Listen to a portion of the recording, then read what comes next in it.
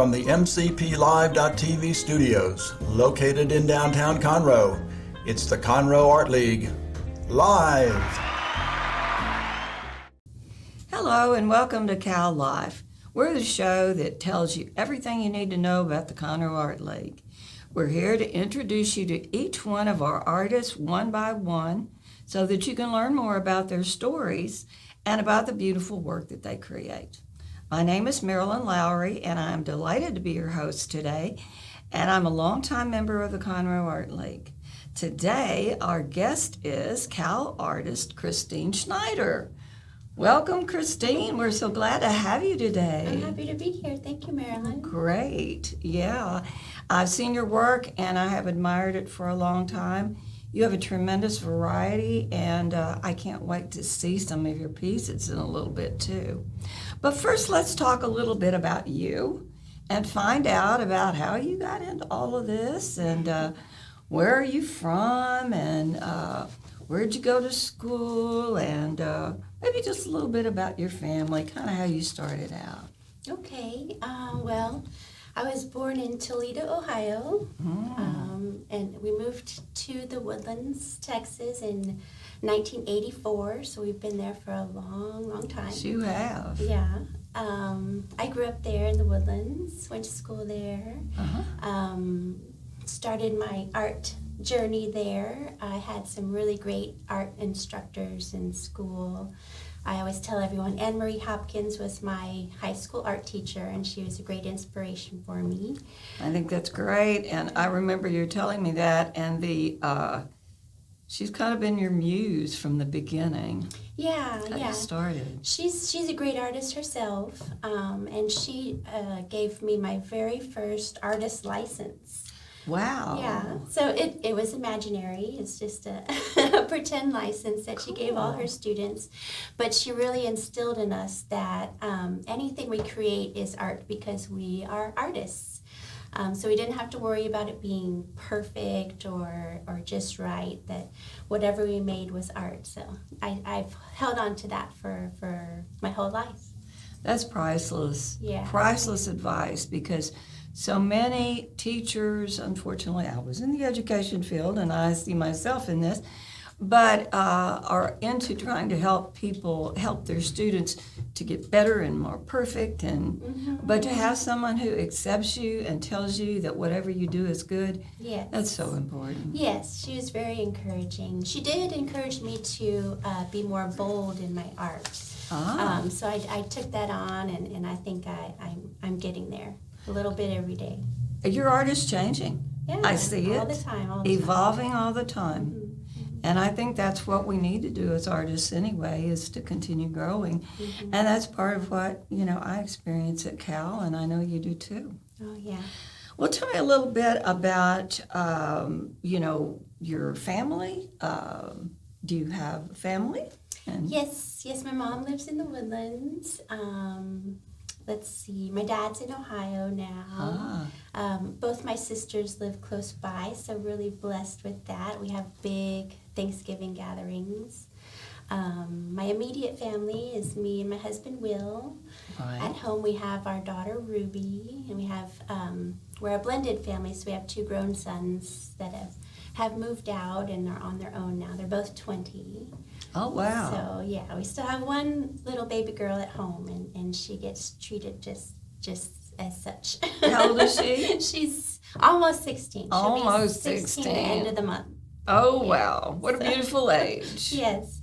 And she had nothing but brothers then, right? Right. She's the only girl. She's the baby. She's a princess? She is a princess, yes. Don't tell her I said that. I will not. Don't let her watch this.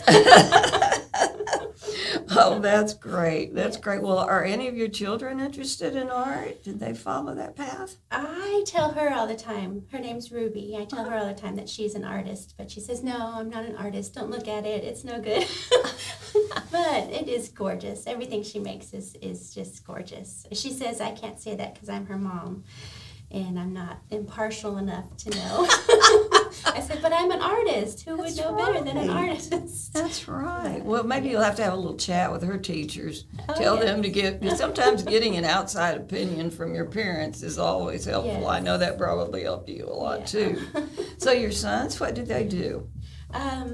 One of our sons, Miles, is living in Magnolia, and he works out at Deacon Baldy's.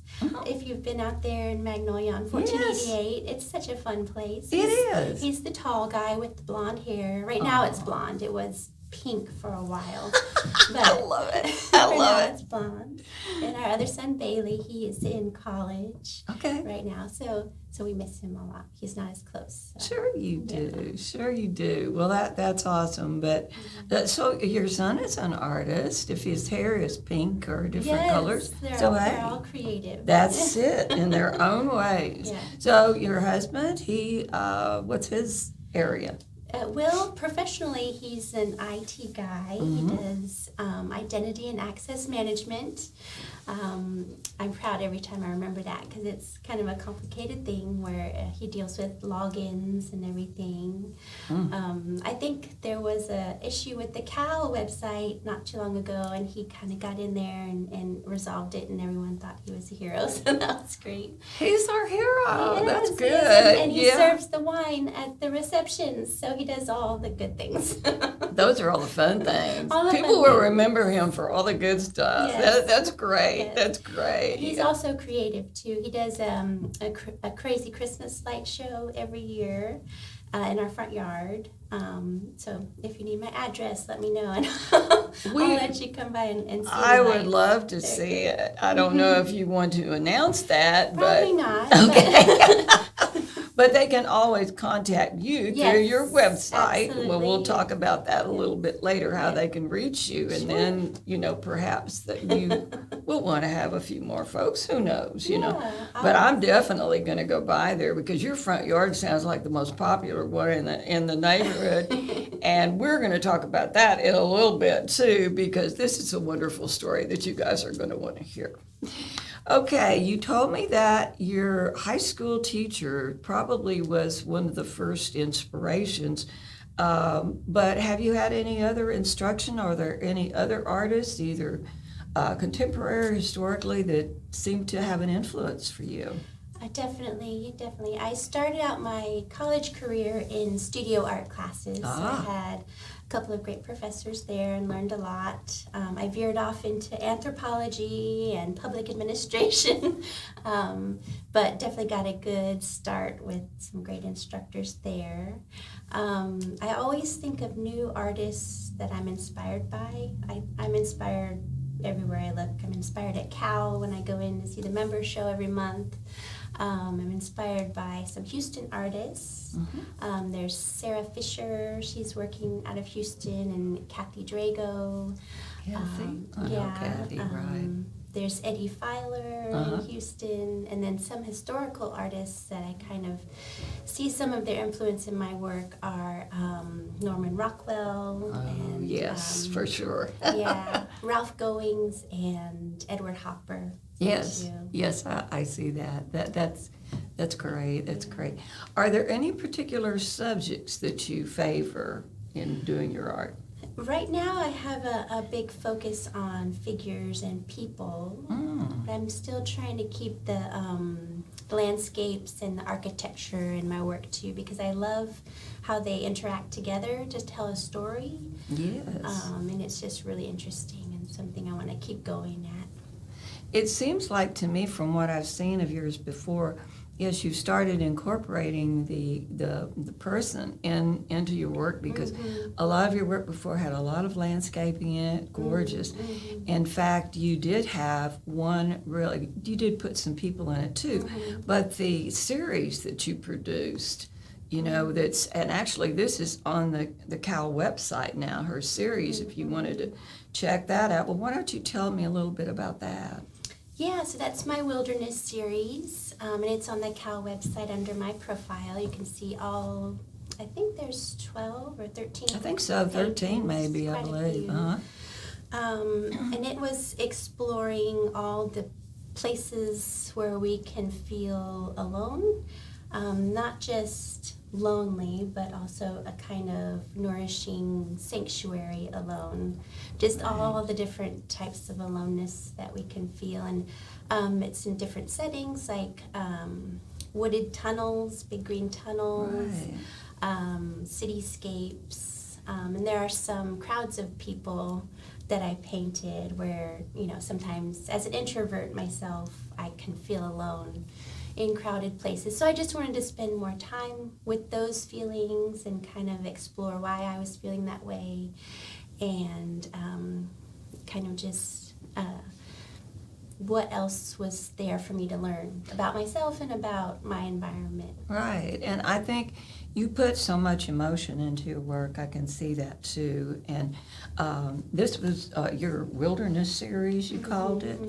And I found that very fascinating because you could see, you saw the wilderness in the outdoors, but you also saw it in the cityscapes. The ball game was one of my favorites. The little boy sitting there when he was looking at his dad like, there's a lot going on here, Dad. Yeah. I could see that feeling in there and feel it myself. So I think that's very important in work. And I think a lot of times people who purchase art, will not only connect with your story, but also with the story that you're portraying in your particular piece of art. Yeah. Maybe something like, that looks like something that I experienced, or that looks like somewhere I was, and maybe I felt that way too, Yeah, or how did I feel if I were out there in the woods and I were going down this area, but there was a bright light still there, sunshine. So I love that. Definitely, and it's so interesting to hear other people talk about your art to you, because they could have a completely different experience with the same painting. True? Yeah. Isn't that true? That I have a little funny story about that one. I had painted a piece one time, and it looked to me like it was a lot of laundry just kind of flying around, clothing and stuff like that. And I made the mistake of naming it laundry, or, clean laundry or something like that. And the woman that bought it didn't know that was the name of it. And she said, I love your garden. And I'm like, garden? And I thought maybe I better grab that tag off there. Because you never know how people are going to view what you are. So I found myself, going to either my dictionary or somewhere and maybe just opening it to some sort of a page where the word is very vague, because rather than telling them exactly what I think it is, so that I might influence their thinking on it too. But yes, and I love that series. You told me a story about when you went to Chicago and saw some work up there. Tell me a little bit about that. I really love that. Yeah, so last summer, we were fortunate enough to go to Chicago. It was my first time there. Wow. Went with Will and Ruby. It was her first time on an airplane. Oh, wow. So that's an experience. Really loved that. And she's definitely a big city girl, so she loved Chicago. But we went to the Art Institute of Chicago, and we saw an exhibit by a contemporary artist, Bisa Butler. If you don't know her, you need to look her up. Bisa, How do you spell that name? Bisa. Bisa. Okay. Butler. And she does these amazing quilts with applique, and they're all portraits. And she uses almost no black or white. It's all bright colors, and so inspiring. I'll bet. And I think that may have had something to do with my portrait of Samichi that you'll see later on. Just bright colors to bring out that personality of the sitter for your portrait. I think that's awesome. Yeah, I get that from that piece that you did, and it makes a difference. You have you been to the quilt show in Houston ever? I haven't. I've heard it's really big You and should amazing. go. You should really go, because they have so many beautiful art quilts there too. My friend Carrie Bressenhen is the one who runs the show. Oh, wow. And she and I have been friends since high school. So I try to go every year. I didn't make it this year, but I try to go every year, and it's so inspiring. And even though they're quilts, they're art, Exactly. And you can get so many ideas for things that you can do there as well. Yeah. So, yeah, it's worth checking out. I'm trying to see. There is another series that you're working on currently for the Veterans Memorial Commission. Is that right? Tell me about that. Yeah. And I sent you some pictures of my art, and that was the first one. Yes.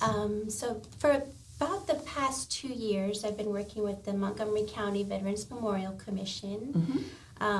And you may know they have a park here in Conroe on I-45 and 105. It's where they have the fountains and the big flags. Beautiful and they're area. adding things to it all the time.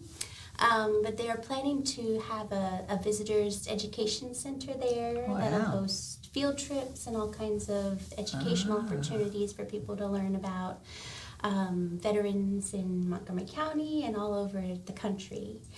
So they Great. asked me to draw up some sketches. They wanted a sketch from every American war since the American Revolution, so I've started on that. And one day those sketches might become sculptures for the park. Wow, that gives me chills. Yes, it's an amazing project, and I'm so blessed to be a part of it. You are. What an honor. Yeah, I for think sure. that's fabulous Yeah. that you were chosen to do that, and you're a great one to do that. You guys are going to see that in a few minutes. But so you're up to, what did you tell me now? So they wanted them in chronological order, so I started with the American Revolution, Okay. and now I'm up through World War II. So you got a ways to go. I do, Mhm. I do. That's fabulous, though. I'm just so excited. And excited for Cal to have somebody with such an honor. And who knows what's going to become of all of that later. Yeah. And the sketches themselves are actually hanging in their offices, did you say now? Mhm. So Yeah. they are visible there, too. Yeah. So you said that you had cultivated a bit of a collector base, and I want you to tell this story because this is incredible how this all got started with your work during the pandemic and the things that you did. Please tell that. It's such a great story. Yes, so I guess it was 2 springs ago when the big shutdown happened. I was thinking it was last spring, but it was two years ago. 2 springs ago, when everything shut down because of COVID, I noticed that all my neighbors were out walking, and everything in the news was sad, and I was feeling sad and down, and I just wanted to make art, but the art that I had already been making didn't seem like the right art to make at that time. Right. So I wanted to connect with all the people that were walking around my neighborhood. I wanted to let them know that I saw them and I know they're sad and I'm feeling the same way. So I decided to gather up any art supplies that I had. So I had bed sheets and house paint and spray paint, and I painted these big banners, I call them, but they're big bed sheets, and I'd put down a layer of house paint, and then I'd paint something on top of that, and I'd hang it in my yard. What an awesome idea. And I each wish- one I'd hang for a couple days or a week or two, and then I'd get an inspiration for a different one, so I'd put a different one out. And by the end, there were 5. Oh, wow. At the end of that summer, I hung up all 5 and had a little art show of some of the canvas art I had been working on too. So I had a little gallery in my front yard / driveway. Cool. And my neighbors came around. They told me stories about how they got through the pandemic and lockdown and what they were going through. And I told them what I was going through. And it was just a really good time of connection. Bonding. Yeah, it was awesome for me. And I'm just so touched that other people appreciated it too.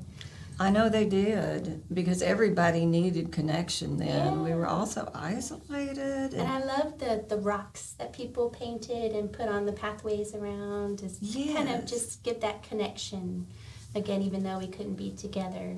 And you may have given them inspiration for doing some things for themselves as well. Who knows? Good. I hope Yes. so.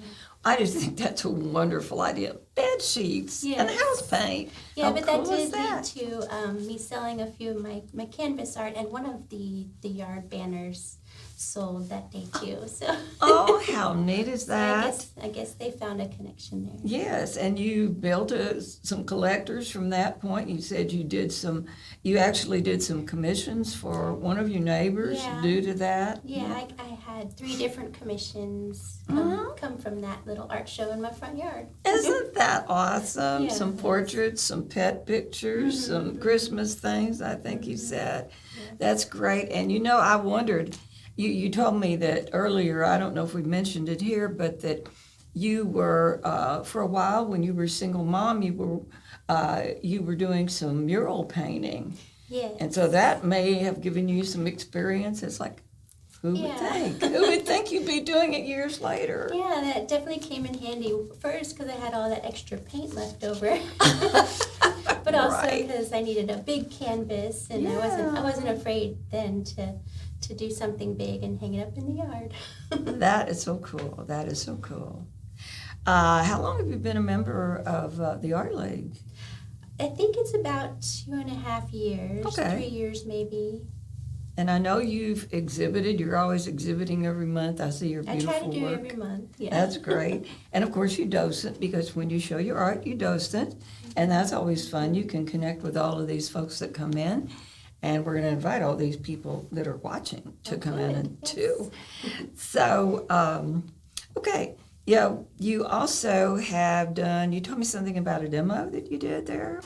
Yes, we hosted a high school group of artists not too long ago. I think it was not this last February, but the one before. And I brought in five different paintings that were at different levels of completion, and I demonstrated what had to happen next with that canvas.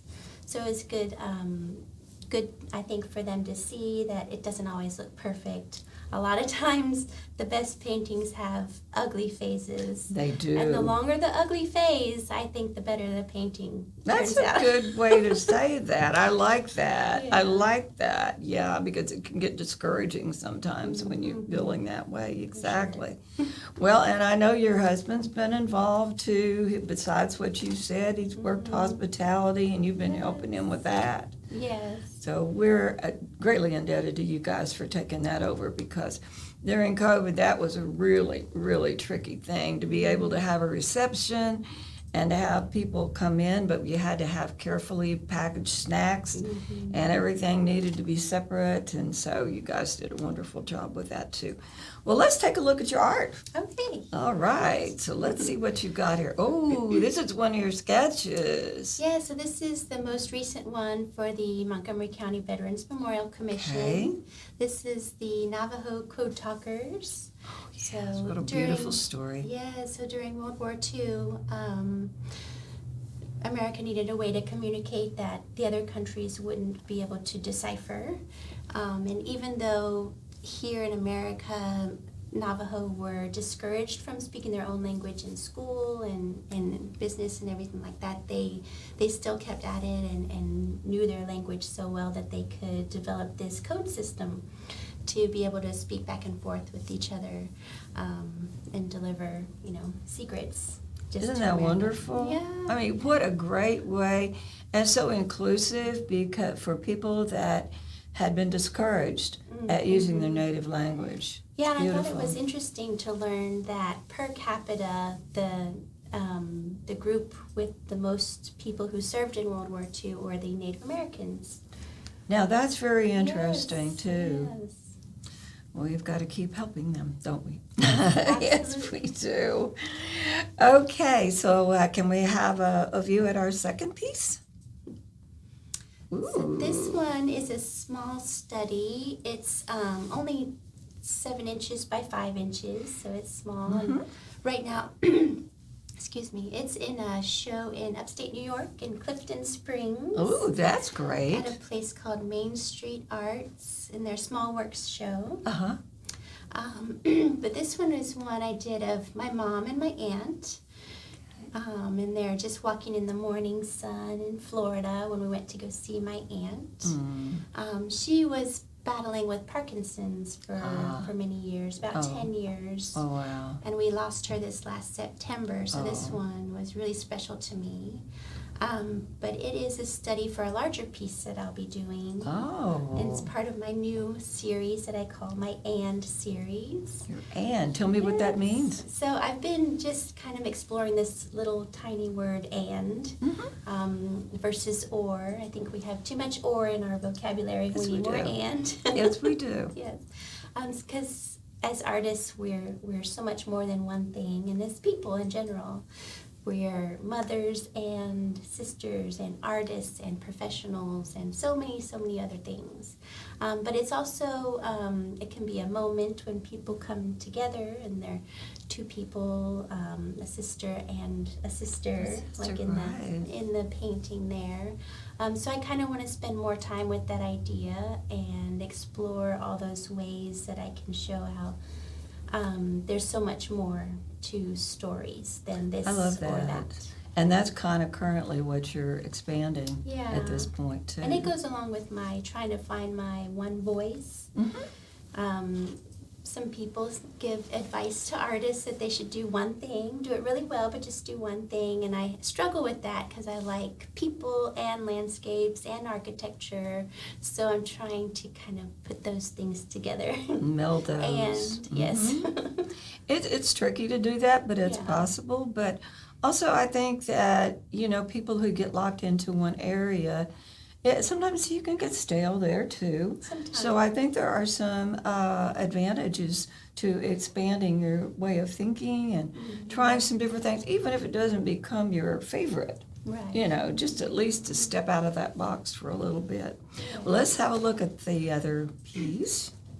Oh, yeah, this is Samichi. Yes. She's been on this show before, actually. Yes. Yeah, she's a wonderful artist there, too. Tell us Yeah. about it. Well, she's just great. She does so much for Cal. And this one I started in Juan Cantavella's portrait group. Okay. It's a non-instructional group where we just get together and we have a live model and we're there for 3 hours, but we take breaks every 20 minutes or so. So that's just a great opportunity to be able to view someone and paint from life. It's hard to find people that'll sit still for you, I think. Yes, it is. For Yes, 3 it is. hours especially. Modeling is harder than a lot of people think. They say, oh, I could just sit there. Yeah, right.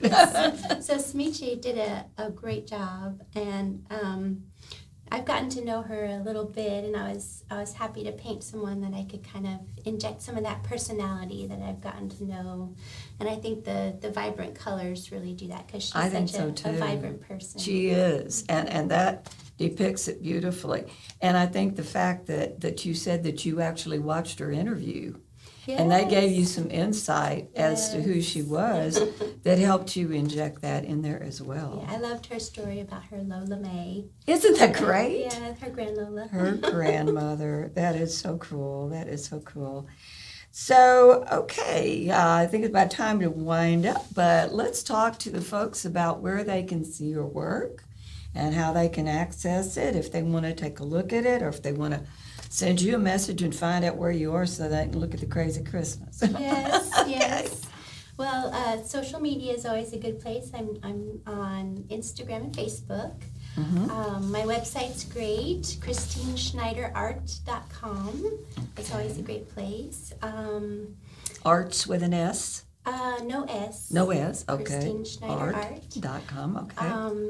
This weekend, if you happen to be in Abilene, I don't know when this will air, but at the Center for Contemporary Arts in Abilene, they have 3 of my pieces up now in their national show. Ooh. So if you can, before the end of November, stop in there and see those. That's cool.